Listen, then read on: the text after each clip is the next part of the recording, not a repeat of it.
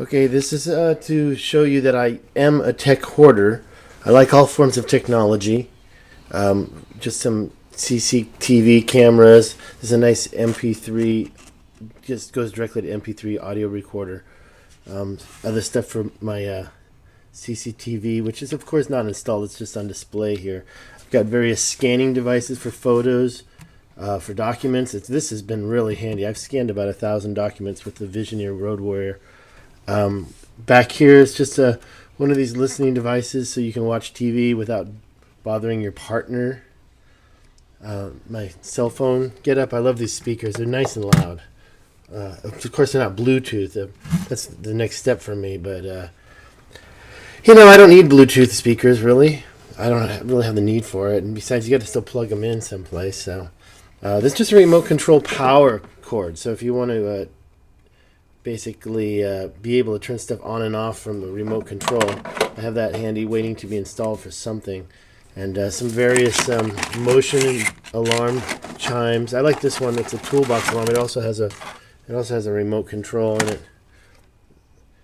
Now all these are available in the U.S. You can go to Home Depot for this. You can go to for this. All this stuff is available at, say, Office Depot or Fry's. If you want to go get some of this camera stuff, Fry's. Motion detectors, I had to special order these. The driveway alarms, available at a tool place in California. Going on, I did want to show you this. Now, this is something that you can't get in the States. I haven't seen this at all. This right here, now this is a computer, the ViewSonic. And I can tell you the specs on that. It's got if I can make sure it's in the shot, it's got a nice SATA hard drive, so you can have an external SATA hard drive. And later on, when they make these, well, anyways, they're going to make some flash memory hard drives. They're kind of expensive. You can get those at Fry's still too. But this computer right here, it runs an Atom CPU, and it works pretty well. I've tried it. I just have you have to install. It's got a 160 gigabyte hard drive on it, so you got to install that. And I used Ubuntu to check it out. I didn't really want to install it just yet because I only have one copy of Windows 7. I don't want to just install it everywhere. That's just one little shelf. This is my apartment, my sink. It's some dirty stuff.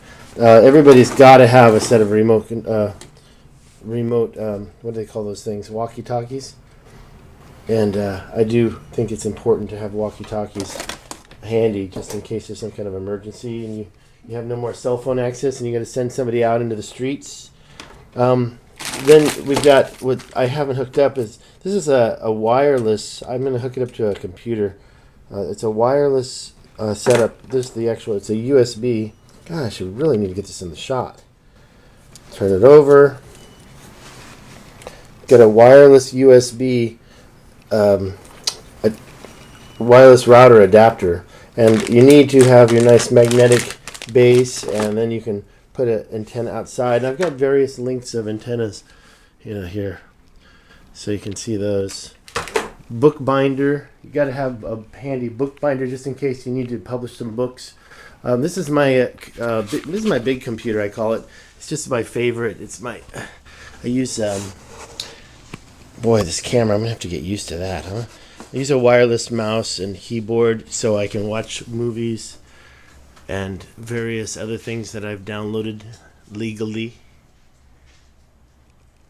And over here in front of us is my little TV area. I've got my computer down there that's I put most of my movies on it.